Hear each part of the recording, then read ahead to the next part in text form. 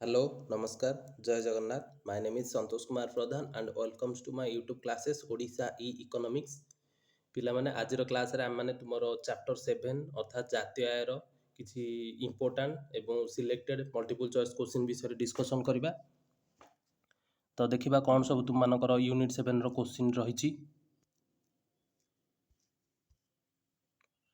First question ଅଛି, ନିମ୍ନଲିଖିତ ମଧ୍ୟରୁ କେଉଁଟି GNP/MP ର ଅନ୍ତର୍ଗତ? GNP/MP ଯାହାକୁ ଆମେ ବଜାର ଦରରେ ମୋଟ ଜାତୀୟ ଉତ୍ପାଦ ବୋଲି କହିବା। ତ ସେଥିରେ କ'ଣ ଯାଉଛି ସବୁ ନା ଅନ୍ତରଣ ପ୍ରଦାନ ଯାଉଛି, ପୁଞ୍ଜି ଲାଭ ଯାଉଛି, ଅବକ୍ଷୟ ଜନିତ ପାଉଣା ଯାଉଛି। ତ ସଠିକ୍ ଉତ୍ତର ଏଠି ହେବ ଉପରୋକ୍ତ ସବୁଗୁଡ଼ିକ। ନେକ୍ସଟ କୋଶ୍ଚିନ୍, ସୀମାନ୍ତ ଉପଭୋଗ ପ୍ରବୃତ୍ତି ଆୟର ବିଭିନ୍ନ ସ୍ତରରେ ସର୍ବଦା ସୀମାନ୍ତ ଉପଭୋଗ ପ୍ରବୃତ୍ତି ଯେଉଁଟାକୁ ଆମେ MPC ବୋଲି କହୁଛେ। ତ MPC କ'ଣ ହୋଇଥାଏ ନା ସୀମାନ୍ତ ଉପଭୋଗ ପ୍ରବୃତ୍ତି ଆୟର ବିଭିନ୍ନ ସ୍ତରରେ ସବୁବେଳେ 1 ଠାରୁ କମ୍ ହୋଇଥାଏ। କ'ଣ ପାଇଁ 1 ଠାରୁ କମ୍ ହୋଇଥାଏ ନା ଆମର ସୀମାନ୍ତ ଉପଭୋଗ ପ୍ରବୃତ୍ତି ବା MPC ଏବଂ ସୀମାନ୍ତ ସଞ୍ଚୟ ପ୍ରବୃତ୍ତି ବା MPS ଏ ଦୁଇଟି ଯାକ ମିଶିକି ସବୁବେଳେ 1 ହୋଇଥାନ୍ତି। ତ ସେଥିପାଇଁ ନିଶ୍ଚିନ୍ତ ରୂପେ MPCର ଭ୍ୟାଲୁ ସବୁବେଳେ 1 ଠାରୁ କମ୍ ହୋଇଥାଏ ଏବଂ MPSର ଭ୍ୟାଲୁ ମଧ୍ୟ 1 ଠାରୁ କମ୍ ହୋଇଥାଏ। ନେକ୍ସଟ କୋଶ୍ଚିନ୍, ସନ୍ତୁଳନ ଆୟ ନିର୍ଦ୍ଧାରଣ ସ୍ତରରେ କ'ଣ ହୋଇଥାଏ ନା ସଞ୍ଚୟ ଓ ନିବେଶ ପରସ୍ପର ସହ ସମାନ ହୋଇଥାନ୍ତି। ନେକ୍ସଟ କୋଶ୍ଚିନ୍, ହାରାହାରି ଉପଭୋଗ ପ୍ରବୃତ୍ତି APCର ଫର୍ମୁଲା କ'ଣ ନା C/Y। ତ ଆମେ ଏଠି କ'ଣ ଲେଖିବା ଉପଭୋଗ ବ୍ୟୟ ବାଇ ଉପଭୋଗ ଆୟ। ଠିକ୍ ସେହିପରି ସଞ୍ଚୟ ବାଇ ଆୟ କ'ଣ ହେବ? ସଞ୍ଚୟ ବାଇ ଆୟ ହେଉଛି APS, ଯେଉଁଟାକୁ ଆମେ କ'ଣ କହିବା ନା ହାରାହାରି ସଞ୍ଚୟ ପ୍ରବୃତ୍ତି ଏବଂ ବର୍ଦ୍ଧିତ ଉପଭୋଗ ବ୍ୟୟ ଏବଂ ବର୍ଦ୍ଧିତ ଆୟ ହେଉଛି କ'ଣ ନା MPC, ଯାହାର ଫର୍ମୁଲା ହେଉଛି del C/del Y, ଯେଉଁଟାକୁ ଆମେ ବର୍ଦ୍ଧିତ ଉପଭୋଗ ବ୍ୟୟ ବାଇ ବର୍ଦ୍ଧିତ ଆୟ ବୋଲି କହିବା। ଠିକ୍ ସେହିପରି ଆଉ ଗୋଟେ ଜିନିଷ ଅଛି MPS, ଯେଉଁଟାକୁ ଆମେ କ'ଣ କହିବା ନା ସୀମାନ୍ତ ସଞ୍ଚୟ ପ୍ରବୃତ୍ତି। ସୀମାନ୍ତ ସଞ୍ଚୟ ପ୍ରବୃତ୍ତିର ସୂତ୍ର କ'ଣ ହେବ ନା ବର୍ଦ୍ଧିତ ସଞ୍ଚୟ ଡିଭାଇଡେଡ୍ ବାଇ ବର୍ଦ୍ଧିତ ଆୟ, ଯେଉଁଟାକୁ ଆମେ del S/del Y ବୋଲି କହିବା। ତାପରେ ନେକ୍ସଟ କୋଶ୍ଚିନ୍ ଦେଖିବା, ନିମ୍ନଲିଖିତ ମଧ୍ୟରୁ କେଉଁଟି ସମଷ୍ଟିଗତ ଚାହିଦାର ଅଂଶ? ସମଷ୍ଟିଗତ ଚାହିଦାର କେଉଁଟା ଅଂଶ ନା ପାରିବାରିକ ଉପଭୋଗ ଚାହିଦା, ଘରୋଇ ନିବେଶ ଚାହିଦା, ସରକାରୀ ବ୍ୟୟ ବା ଯେଉଁଟାକୁ ସରକାରଙ୍କ ଚାହିଦା ବୋଲି କୁହାଯିବ। ତ ସଠିକ୍ ଉତ୍ତର ହେଉଛି ଉପରୋକ୍ତ ସମସ୍ତ। ନିମ୍ନଲିଖିତ ମଧ୍ୟରୁ କେଉଁଟି ଜାତୀୟ ଆୟରେ ଅନ୍ତର୍ଭୁକ୍ତ ହୋଇନଥାଏ?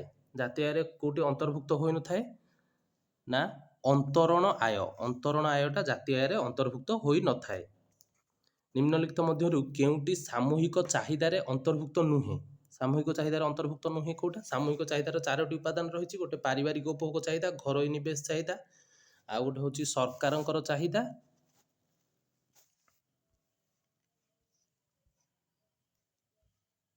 ଦ୍ରବ୍ୟ ସେବା ପାଇଁ ସରକାରଙ୍କର ଚାହିଦା, ଆଉ ଗୋଟେ ହେଉଛି ନିଟ୍ ରପ୍ତାନି ଚାହିଦା। ତ ଆମଦାନୀ ଚାହିଦା ଏଇଟା ସାମୂହିକ ଚାହିଦାର ଅନ୍ତର୍ଭୁକ୍ତ ନଥାଏ। ତାପରେ ନେକ୍ସଟ କୋଶ୍ଚିନ୍ ଦେଖିବା, ସରକାରଙ୍କ ଆୟ। ସରକାରଙ୍କ ଆୟ କ'ଣ? ସରକାରଙ୍କ ଆୟ ସୀମିତ। ନେକ୍ସଟ କୋଶ୍ଚିନ୍, ତମର ଗୋଟେ ଗାଣିତିକ ପ୍ରଶ୍ନ ଗୋଟେ ଅଛି, ଯଦି ବଜାର ଦରରେ ମୋଟ ଜାତୀୟ ଉତ୍ପାଦ 9,000, ସେ ପଚାରିଛି, ଭଲ ବୁଝିକି କରିବା। ଦେଖ, ସେ କହିଛି ବଜାର ଦରରେ ମୋଟ ଜାତୀୟ ଉତ୍ପାଦ। ମୋଟ ଜାତୀୟ ଉତ୍ପାଦକୁ ମୁଁ ପ୍ରଥମେ ଲେଖିଦେଉଛି। କ'ଣ ଲେଖୁଛି ନା ମୋଟ ଜାତୀୟ ଉତ୍ପାଦକୁ ଆମେ ଲେଖିପାରିବା GNP, ଆଉ ଯେହେତୁ ବଜାର ଦର ଦେଇଛି ସେଟାକୁ ମୁଁ ଲେଖିବି MP ଇଜିକାଲ୍ ଟୁ କେତେ 9,000। କେତେ 9,000 କୋଟି। ପରୋକ୍ଷ କର ଯେଉଁଟାକୁ ଇନଡାଇରେକ୍ଟ ଟ୍ୟାକ୍ସ କେତେ ଟଙ୍କା ନା 800 କୋଟି। ସରକାରୀ ସହାୟତା ଯୋଉଟାକୁ ସବସିଡି କୁହାଯାଉଛି। ଗଭର୍ଣ୍ଣମେଣ୍ଟ ସବସିଡି କେତେ ଟଙ୍କା? 200 କୋଟି। ସେ ପଚାରିଛି ଉତ୍ପାଦନ ବ୍ୟୟରେ ମୋଟ ଜାତୀୟ ଉତ୍ପାଦର ଫର୍ମୁଲା କ'ଣ? ଉତ୍ପାଦନ ବ୍ୟୟରେ ମୋଟ ଜାତୀୟ ଉତ୍ପାଦର ଫର୍ମୁଲା ହେଉଛି, ଆମେ ଯଦି ଦେଖିବା ତାହେଲେ ଆମକୁ କ'ଣ ବାହାର କରିବାକୁ ପଡ଼ିବ ଏଠି? ନା ଦେଖ, ଏଠି ଆମକୁ କ'ଣ ବାହାର କରିବାକୁ ପଡ଼ିବ? ନା ଜିଏନପି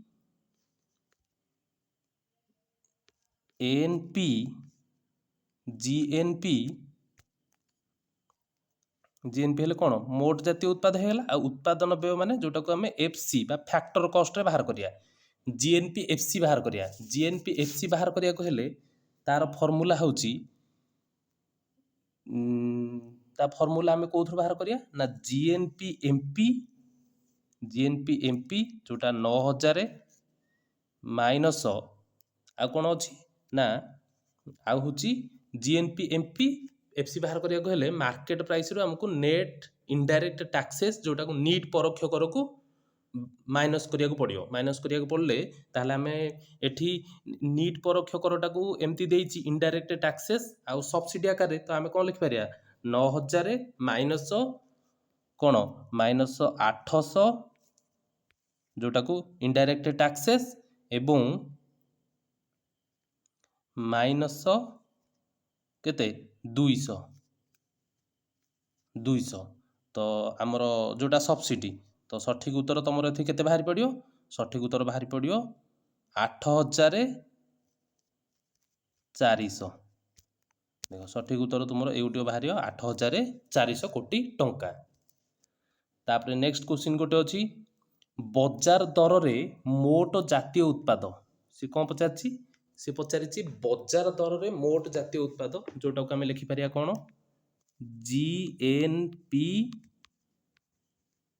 ଏମପି, ବଜାର ଦରରେ ମୋଟ ଜାତୀୟ ଉତ୍ପାଦ। ଦେଖ, ଯାହା ବି ଆମେ ବାହାର କଲେ, ଯୋଉଟା ବି ଆମେ ଏଗ୍ରିଗେଟ୍ସ ବାହାର କରୁଛେ ନ୍ୟାସନାଲ ଇନକମର, ଆମେ 4ଟି ଫର୍ମୁଲାରେ ଏଟାକୁ ବାହାର କରିପାରିବା। ଆର 4ଟା ଫର୍ମୁଲା ଅଛି।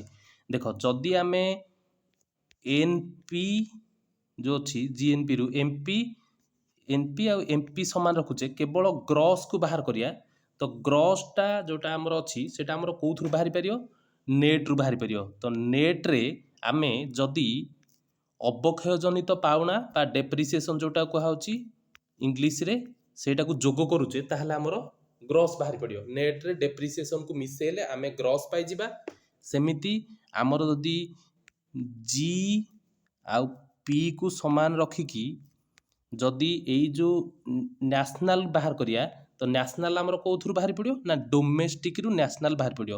ତ ଡୋମେଷ୍ଟିକରେ ଆମେ ଯଦି ଏନ୍ଏଫଆଇଏ ବା ଯୋଉଟାକୁ କୁହାଯାଉଛି ବିଦେଶାଗତ ନିଟ୍ ସାଧନ ଆୟକୁ ଯୋଗ କରିବା, ତାହେଲେ ଆମର କ'ଣ ମିଳିଯିବ? ଆମର ତାହେଲେ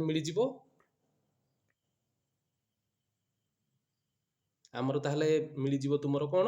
ନା ଜିଏନପି ଏମପି ମିଳିଯିବ, ନ୍ୟାସନାଲ ବା ଜାତୀୟ ଆୟ ମିଳିଯିବ। ଠିକ୍ ସେହିପରି ଆଉ ଗୋଟେ ଫର୍ମୁଲା ହେଉଛି କ'ଣ?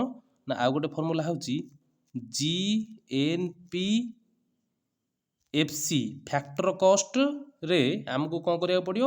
ନା ଏନ୍ଆଇଟି ଏଇଟାକୁ ମିଶେଇବାକୁ ପଡ଼ିବ। ଏ ଫ୍ୟାକ୍ଟର କଷ୍ଟରେ ଏନ୍ଆଇଟିକୁ ମିଶେଇଲେ ଆମେ ମାର୍କେଟ ପ୍ରାଇସ୍ ପାଇପାରିବା। ତ ଆମେ ମାନେ ପଢ଼ିଛେ, ଏଗୁଡ଼ା ସବୁ ଭଲରେ ଡିସ୍କସନ୍ କରିଛେ। ତ ଆମେ ଯଦି ଏଇଟାକୁ ଓଡ଼ିଆରେ ଦେଖୁଛେ, ସିଏ ପଚାରିଛି ବଜାର ଦରରେ ମୋଟ ଜାତୀୟ ଉତ୍ପାଦ। ମୋଟ ଜାତୀୟ ଉତ୍ପାଦ ପାଇବା ପାଇଁ ଆମେ କୋଉ ଫର୍ମୁଲାକୁ ୟୁଜ୍ କରିପାରିବା? ଦେଖ, ଏଠି ଯୋଉ ଅଛି ଆମର, ଦେଖ ସେ ସବୁଠି ଲେଖା ହେଇଛି ବଜାର ଦରରେ। ଠିକ୍ ଅଛି, ଏ ଦୁଇଟାକ ଠିକ୍ ଅଛି। ଏଠି ଗୋଟେ ଦିଆହେଇଛି ଉତ୍ପାଦନ ବ୍ୟୟରେ। ଦେଖ, ଉତ୍ପାଦନ ବ୍ୟୟ ଯଦି ଦେଲା, ଏଫସି କଥା ଫ୍ୟାକ୍ଟର କଷ୍ଟ ଦେଲା, ତାହେଲେ ଏଠି ସବୁବେଳେ ନିଟ୍ ପରୋକ୍ଷ କର ଦେବା କଥା। ତାହେଲେ ଏ ଅପସନ ଭୁଲ ଅଛି। ତାହେଲେ ଆଉ ଗୋଟେ ନେକ୍ସଟ କ'ଣ? ନା ଆଉ ଗୋଟେ ଅଛି ବଜାର ଦରରେ ମୋଟ ଘରୋଇ ଉତ୍ପାଦ ଯଦି ଦେଲା, ଏଠି ଦବା କଥା ଘରୋଇ ଦେଇଛି, ଡୋମେଷ୍ଟିକ ଦେଇଛି। ତ ଡୋମେଷ୍ଟିକ ଦେଲେ ଜାତୀୟକୁ ଆସିବାକୁ ହେଲେ ଏଠିକି କ'ଣ କରିଥାନ୍ତା? ନା ଏନ୍ଏଫଆଇଏକୁ ପ୍ଲସ୍ କରିଥାନ୍ତା। ତାହେଲେ ଏଇଟା ବି ଭୁଲ। ତାହେଲେ ଏଇଠି ଯୋଉ ଦେଇଛି ମୋଟ ଘରୋଇ ଉତ୍ପାଦ କଥା ଦେଲା ଏବଂ ପ୍ଲସ୍ କରିଛି କାହାକୁ? ବିଦେଶାଗତ ନିଟ୍ ସାଧନ ଆୟ। ତ ଏଇଟିও ସଠିକ ଉତ୍ତର। नेक्स्ट क्वेश्चन निम्नलिखित मध्यरु काहाकू व्यक्तिगत आयरु बाद देले व्यक्तिगत प्रजुज्य आय मिलिथाए तो व्यक्तिगत आयरु व्यक्तिगत आयरु काहाकू बाद देले ना प्रत्यक्ष कर एवं सरकार को प्रदत्त फीस आउ फाइन्स एगुड़ाक आम माइनस कले व्यक्तिगत आय बा पर्सनाल इनकम रु आमको कौन मिलिबो पर्सनाल डिस्पोजेबल इनकम बा व्यक्तिगत प्रजुज्य आय मिलिबो। नेक्स्ट क्वेश्चन सामूहिक व्यय जोटा को आम कहूचे उपभोग प्लस निवेश रेखार आकार किपरि रेखार आकार होची ऊर्ध्वगामी। नेक्स्ट क्वेश्चन जदि बजार दर रे मोट जातीय उत्पाद 250 कोटी बजार दर रे मोट जातीय उत्पाद माने मोट जातीय उत्पाद हेले GNP MP केते 250 कोटी नीट परोक्ष कर को NIT नेट इनडायरेक्ट टैक्सेस केते 15 कोटी स्थायी पुंजीर उपभोग हेले डेप्रिसिएशन केते देला सी ना 10 कोटी दे देछि। तेबे उत्पादन व्यय नीट जातीय उत्पाद हेले आमे कोन कहबा NDP उत्पादन देछि FC बाहर करिया तो NDP FC बाहर करिया को हेले NDP FC आमे कोथुर बाहर करि परिबा ना एई फार्मूला को देखिले आमे देखो एई फार्मूला जदि आमे बाहर करछे NDP FC ताहले हमको कोन करिया पड़ियो देखो प्रथमे सॉरी एठी देछि नीट जातीय उत्पाद ता अर्थ NNP FC बाहर करिया NNP FC बाहर करिया को हेले आमे GNP MP केते देला हमरो ना 250 GNP MP रु आमे जदि NIT को कोन करछे माइनस कर दोचे NIT को ताहले हमरो कम मिल जिवो एटा GNP MP रु NIT को माइनस कर देले हमरो NNP MP मिल जिवो कम मिल जिवो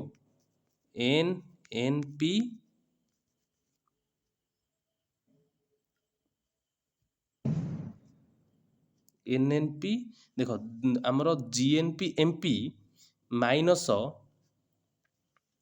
GNP MP रु माइनस हमरो NIT कर देले हमरो GNP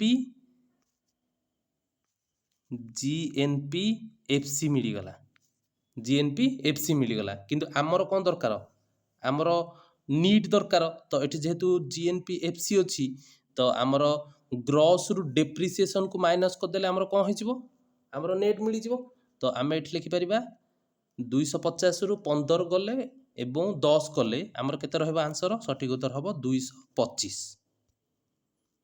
तो एगुडा आम माने टिके भलरे प्रैक्टिस करिबा ए मैथ गुडा को तापरे निम्नलिखित केउ साधनर आय ऋणात्मक होई पारे कहार आय ऋणात्मक होई परिबो उद्योक्तांकर आय ऋणात्मक होई पारे। तापरे next question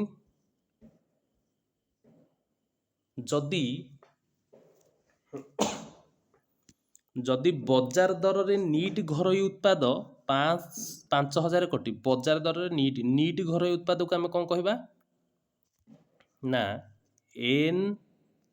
NDP net domestic product बजार दर माने MP केते देछि 5000 तापर देछि स्थायी पुंजीर उपभोग जोटा को आमे कहूचे डेप्रिसिएशन कॉस्ट केते टंका 1200 देला से पचारछि बजार दर रे मोट घरोई उत्पाद कोन पचारला बजार दर रे मोट घरोई उत्पाद तो मोट घरोई उत्पाद को आमे कोन कहबा GDP MP आ GDP MP रो फार्मूला कोन ना GDP MP रो फार्मूला होची एठी ग्रॉस देछि तो ग्रॉस टा आमे नेट रु हेले आमे NDP MP प्लस डेप्रिसिएशन तो 5000 प्लस 1200 सठिक उत्तर हबो केते 6200। तापर नेक्स्ट क्वेश्चन प्रजुज्य व्यक्तिगत आय हेला प्रजुज्य व्यक्तिगत आय कि परि पाइबा ना व्यक्तिगत आय माइनस प्रत्यक्ष कर माइनस सरकार को प्रदान करा जाथिबा विविध देय। तापर नेक्स्ट क्वेश्चन अछि ଯଦି ବଜାର ଦରରେ ମୋଟ ଜାତୀୟ ଉତ୍ପାଦ 6,501 କୋଟି ଟଙ୍କା। ବଜାର ଦରରେ ମୋଟ ଜାତୀୟ ଉତ୍ପାଦ କ'ଣ? ଦେଖ, ବଜାର ଦରରେ ମୋଟ ଜାତୀୟ ଉତ୍ପାଦକୁ ଆମେ ଲେଖିପାରିବା GNPMP। ବଜାର ଦରରେ କେତେ ଦେଇଛି? 6,501। ତାପରେ ଦେଇଛି ପରୋକ୍ଷ କର। ପରୋକ୍ଷ କର 580। ପରୋକ୍ଷ କରକୁ ଆମେ ଲେଖିବା ଇନଡାଇରେକ୍ଟ ଟାକ୍ସେସ୍ କେତେ? 580। ଏବଂ ସରକାରୀ ସହାୟତା 272। ତାହେଲେ ସବସିଡି କେତେ ଦେଇଛି? 272। ସେ ପଚାରୁଛି ଉତ୍ପାଦନ ବ୍ୟୟରେ ମୋଟ ଜାତୀୟ ଉତ୍ପାଦ। କ'ଣ ପଚାରୁଛି? ଉତ୍ପାଦନ ବ୍ୟୟରେ। ଉତ୍ପାଦନ ବ୍ୟୟରେ ହେଲେ ଆମକୁ ପଚାରୁଛି ମୋଟ ଜାତୀୟ ଉତ୍ପାଦ। ମୋଟ ଜାତୀୟ ଉତ୍ପାଦ ମାନେ ଗ୍ରସ୍ ନ୍ୟାସନାଲ ପ୍ରଡକ୍ଟ, କିନ୍ତୁ ଫ୍ୟାକ୍ଟର କଷ୍ଟରେ ପଚାରୁଛି। ଫ୍ୟାକ୍ଟର କଷ୍ଟରେ ଦେଲେ ଆମେ କ'ଣ କରିପାରିବା ନା ମାର୍କେଟ ପ୍ରାଇସ୍ ଆମର ଦେଲା 6,501। ମାର୍କେଟ ପ୍ରାଇସ୍ରୁ ଆମେ ଏନ୍ଆଇଟିକୁ କ'ଣ କରିପାରିବା? ମାର୍କେଟ ପ୍ରାଇସ୍ରେ ଏନ୍ଆଇଟିକୁ ମାଇନସ୍ କରିଦେଲେ ଆମକୁ ଫ୍ୟାକ୍ଟର କଷ୍ଟ ମିଳିଯିବ। ତ ଏନ୍ଆଇଟିକୁ ମାଇନସ୍ କରିବାକୁ ହେଲେ 6,501ରେ ମୁଁ ମାଇନସ୍ କରିବି 580 ଏବଂ ମାଇନସ୍ ସବସିଡି ହେଉଛି 272। ତ ମାଇନସ୍ ସବସିଡି 272 ହେଲେ ସେଇଟା ଆମର କ'ଣ ହେଇଯିବ? ଏଠି ମାଇନସ୍ 272 ରହିଲେ ସେଇଟା ବ୍ରାକେଟ୍ ଖୋଲିଲା ପରେ 6,501 ମାଇନସ୍ 580 ପ୍ଲସ୍ 272। ତ ଆମେ ଏଇଟା କାଲକୁଲେସନ୍ କଲେ ଆମର ସଠିକ୍ ଉତ୍ତର ବାହାରିବ 6,193। ତାପରେ ନେକ୍ସଟ କ୍ୱେଶ୍ଚିନ୍ ଦେଖିବା। ବଜାର ଦରରେ ନିଟ୍ ସଂଯୋଗିତ ମୂଲ୍ୟ କ'ଣ? ନିଟ୍ ସଂଯୋଗିତ ମୂଲ୍ୟ। ନିଟ୍ କଥା ପଚାରିଛି। ନିଟ୍ କଥା ଯେତେବେଳେ ପଚାରିବ ଆମର ସବୁବେଳେ ନେଟ୍ ହେଲେ ସେଥିରୁ ସ୍ଥାୟୀ ପୁଞ୍ଜିର ଉପଭୋଗକୁ ଆମେ ମାଇନସ୍ କରିବା। ତ ଉତ୍ପାଦର ମୂଲ୍ୟ ମାଇନସ୍ ଅନ୍ତର୍ବର୍ତ୍ତୀ ଉପଭୋଗ ମାଇନସ୍ ସ୍ଥାୟୀ ପୁଞ୍ଜିର ଉପଭୋଗ। ନିମ୍ନଲିଖିତ ମଧ୍ୟରୁ କେଉଁଟି ଜାତୀୟ ଆୟର ଏକ ଅଂଶ? ଜାତୀୟ ଆୟର ଏକ ଅଂଶ କୋଉଟା? ନା କର୍ମଚାରୀଙ୍କ କ୍ଷତିପୂରଣ। ନିମ୍ନଲିଖିତ ମଧ୍ୟରୁ କେଉଁ ସମ୍ମିଶ୍ରଣ ସାମୂହିକ ଯୋଗାଣର ପ୍ରତିଫଳନ? ସାମୂହିକ ଯୋଗାଣର ପ୍ରତିଫଳନ କୋଉଟା? ନା ସାମଗ୍ରିକ ଉପଭୋଗ, ସାମଗ୍ରିକ ସଞ୍ଚୟ। ଆଉ ସାମୂହିକ ଚାହିଦାର କୋଉଟା? ସାମୂହିକ ଚାହିଦାର ହେଲେ ସାମଗ୍ରିକ ଉପଭୋଗ, ସାମଗ୍ରିକ ବିନିଯୋଗ। ନିମ୍ନଲିଖିତ ମଧ୍ୟରୁ କେଉଁଟି ଘରୋଇ ପୁଞ୍ଜି ଗଠନର ଉପାଦାନ? ଘରୋଇ ପୁଞ୍ଜି ଗଠନର ଉପାଦାନ କୋଉଟା? ନା ନବନିର୍ମାଣ ପରିସମ୍ପତ୍ତିରେ ବ୍ୟୟ, ନୂତନ ଯନ୍ତ୍ରପାତି ଓ କଳକବ୍ଜା ଜନିତ ବ୍ୟୟ, ଭଣ୍ଡାର ପରିବର୍ତ୍ତନ, ଉପଲିଖିତ ସମସ୍ତ।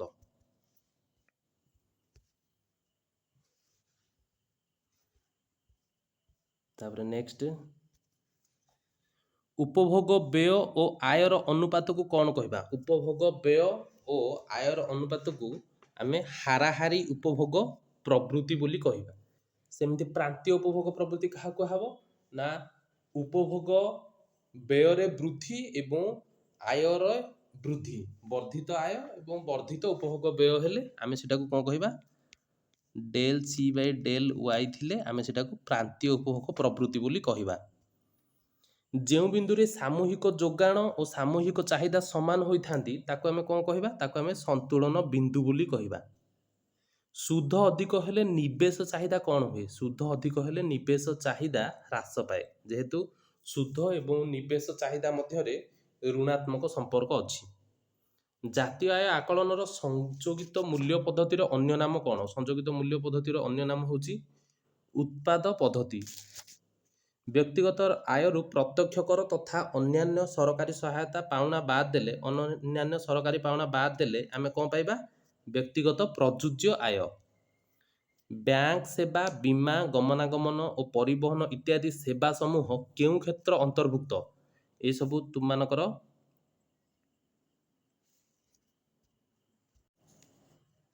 ସେବା କ୍ଷେତ୍ର ଅନ୍ତର୍ଭୁକ୍ତ।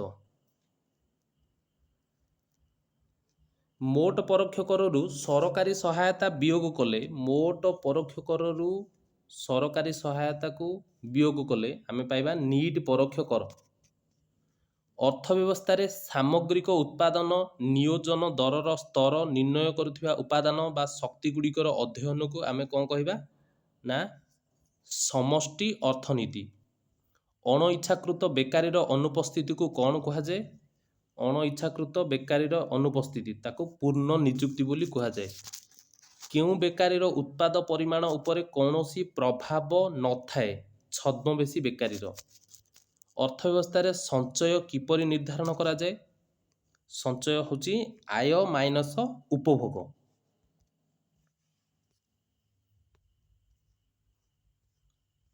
ତାପରେ ନେକ୍ସଟ କ୍ୱେଶ୍ଚିନ୍ ଦେଖିବା, ନୂତନ ପୁଞ୍ଜି ଗଠନ ପାଇଁ ବହନ କରୁଥିବା ପରିମାଣକୁ କ'ଣ କୁହାଯାଏ?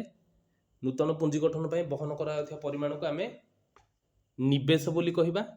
ନିବେଶ କିପରି ଆକଳନ କରାଯାଏ? ନିବେଶ ଆକଳନ କିପରି କରାଯାଏ ନା ଆୟ ମାଇନସ ଉପଭୋଗ। ଆୟ ମାଇନସ ଉପଭୋଗ ଆକ୍ଚୁଆଲି ହେଉଛି ସଞ୍ଚୟ, ଆଉ ଯୋଉଟା ସଞ୍ଚୟ ଅର୍ଥ ବ୍ୟବସ୍ଥାରେ ସେଇଟାକୁ ଆମେ ନିବେଶ ବୋଲି କହିଥାଉ। ଏକ ନିର୍ଦ୍ଦିଷ୍ଟ ସମୟରେ ଉତ୍ପାଦିତ ସମସ୍ତ ଦ୍ରବ୍ୟ ଓ ସେବା କ୍ରୟ ପାଇଁ ଅର୍ଥ ବ୍ୟବସ୍ଥାରେ ଯେଉଁ ଖର୍ଚ୍ଚ ହୋଇଥାଏ ତାହାକୁ ସାମୂହିକ ଚାହିଦା କୁହାଯାଏ। ପ୍ରାନ୍ତୀୟ ଉପଭୋଗ ପ୍ରବୃତ୍ତି MPC କିପରି ନିର୍ଦ୍ଧାରଣ କରାଯାଏ ନା del C by del Y. ହାରାହାରି ଉପଭୋଗ ପ୍ରବୃତ୍ତି APC ସି ବାଇ ୱାଇ। ପ୍ରାନ୍ତୀୟ ସଞ୍ଚୟ ପ୍ରବୃତ୍ତି MPS del S by del Y. ହାରାହାରି ସଞ୍ଚୟ ପ୍ରବୃତ୍ତି କିପରି ନିର୍ଦ୍ଧାରଣ କରାଯାଏ ନା ଏଟା ଭୁଲ ଦେଇ ଦେଇଛି, ଏଟା ହବ S ଡିଭାଇଡେଡ୍ ବାଇ Y।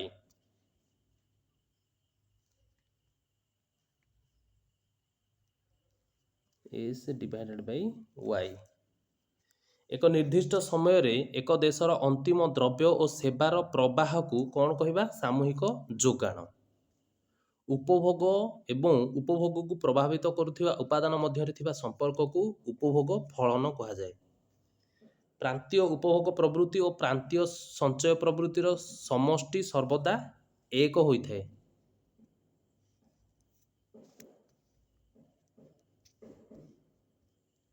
ତାର ନେକ୍ସଟ କ୍ୱେଶ୍ଚିନ୍, ଆୟ ବୃଦ୍ଧି ପାଇଲେ ଉପଭୋଗ କ'ଣ ହୁଏ? ବୃଦ୍ଧି ପାଏ। ଆୟ ବଢ଼ିଲେ ଉପଭୋଗ ମଧ୍ୟ ବଢ଼ିବ। ଯେଉଁ ଆୟର ପରିମାଣରେ ସଞ୍ଚୟ ଶୂନ୍ୟ ହୋଇଥାଏ, ସଞ୍ଚୟ ଯୋଉଠି ଶୂନ୍ୟ ହେବ ତାକୁ ଆମେ କ'ଣ କହିବା? ତାକୁ ଆମେ ଯୁଗ୍ମଭଙ୍ଗୀ ଆୟ ବୋଲି କହିବା। ଆୟର ପରିମାଣ ଯୁଗ୍ମଭଙ୍ଗୀ ଆୟର ପରିମାଣ ଠାରୁ ଅଧିକ ହେଲେ ସଞ୍ଚୟର ପରିମାଣ, ଯଦି ଆୟର ପରିମାଣ ଯୁଗ୍ମଭଙ୍ଗୀ ଆୟର ପରିମାଣ ଠାରୁ ଅଧିକ ହେଉଛି ତାହେଲେ ସଞ୍ଚୟର ପରିମାଣ ସେଠି କ'ଣ ହେବ? ଧନାତ୍ମକ ହୋଇଥାଏ। ତାପରେ ନେକ୍ସଟ କ୍ୱେଶ୍ଚିନ୍, ବଜାର ଦରରେ ମୋଟ ଘରୋଇ ଉତ୍ପାଦ ସହ ବିଦେଶାଗତ ନିଟ୍ ସାଧନ ଆୟ ଯୋଗ କଲେ, ବିଦେଶାଗତ ନିଟ୍ ସାଧନ ଆୟ ଯଦି ମୋଟ ଘରୋଇ ଉତ୍ପାଦରେ ଯଦି ଆମେ ବିଦେଶାଗତ ନିଟ୍ ସାଧନ ଆୟ ବା ବିଦେଶରୁ ଯେଉଁ ଟଙ୍କା ରୋଜଗାର ହେଉଛି ତାକୁ ଯଦି ଆମେ ଆଡ୍ କରିବା ତାହେଲେ ଆମେ କ'ଣ ମିଳିବ ନା ବଜାର ଦରରେ ମୋଟ ଜାତୀୟ ଉତ୍ପାଦ ମିଳିବ। ତାପରେ ଜାତୀୟ ଆୟ ଆକଳନରେ ବ୍ୟବହୃତ ଉତ୍ପାଦ ପଦ୍ଧତିର ଅନ୍ୟ ନାମ କ'ଣ? ଅନ୍ୟ ନାମ ହେଉଛି ସଂଯୋଗିତ ମୂଲ୍ୟ ପଦ୍ଧତି। ଏକ ଦେଶରେ ଏକ ଗଣନା ବର୍ଷରେ ଦ୍ୱୈତ ଗଣନା ନ ହୋଇ ଉତ୍ପାଦିତ ହେଉଥିବା ସମସ୍ତ ଅନ୍ତିମ ଦ୍ରବ୍ୟ ଓ ସେବାର ବଜାର ମୂଲ୍ୟରେ ମୌଦ୍ରିକ ମୂଲ୍ୟକୁ କ'ଣ କହିବା? ତାକୁ ଆମେ ଜାତୀୟ ଆୟ ବୋଲି କହିବା। ରପ୍ତାନି ଓ ଆମଦାନୀ ମଧ୍ୟରେ ଥିବା ଅନ୍ତରକୁ କ'ଣ କହିବା? ନିଟ୍ ରପ୍ତାନି ବୋଲି କହିବା। ଏକ ରାଷ୍ଟ୍ରର ଘରୋଇ ଭୂଖଣ୍ଡରେ ଏକ ବର୍ଷରେ ଉତ୍ପାଦିତ ସମସ୍ତ ଅନ୍ତିମ ଦ୍ରବ୍ୟ ଓ ସେବାର ଚଳନ୍ତି ଦରରେ ମୌଦ୍ରିକ ମୂଲ୍ୟକୁ କ'ଣ କୁହାଯାଏ? ତାକୁ ଆମେ ମୋଟ ଘରୋଇ ଉତ୍ପାଦ ବୋଲି କହିବା। କ'ଣ ପାଇଁ? ଘରୋଇ ଭୂଖଣ୍ଡରେ ସେ କହିଛି। ତ ଆଇ ହୋପ୍ ସମସ୍ତେ କୋଶ୍ଚିନ୍ ଗୁଡ଼ାକ ଭଲ ଭାବରେ ବୁଝିପାରିଥିବ ଏବଂ ବେସିକାଲି ଯେଉଁ ମ୍ୟାଥ୍ କୋଶ୍ଚିନ୍ ଗୁଡ଼ାକ ଯେଉଁଟା ରହିଲା ସେଗୁଡ଼ା ଟିକେ ଭଲରେ ତୁମେ ପ୍ରାକ୍ଟିସ୍ କର। ତଥାପି ଯଦି କାହାର କିଛି କୌଣସି ଜାଗାରେ ଡାଉଟ୍ ରହୁଛି ତ ମୋତେ କମେଣ୍ଟ କରିକି କିମ୍ବା ମୋତେ ଟେକ୍ସଟ କରିକି ମଧ୍ୟ ଜଣାଇ ପାରିବ। ଭିଡ଼ିଓଟି ଦେଖିଥିବାରୁ ବହୁତ ବହୁତ ଧନ୍ୟବାଦ।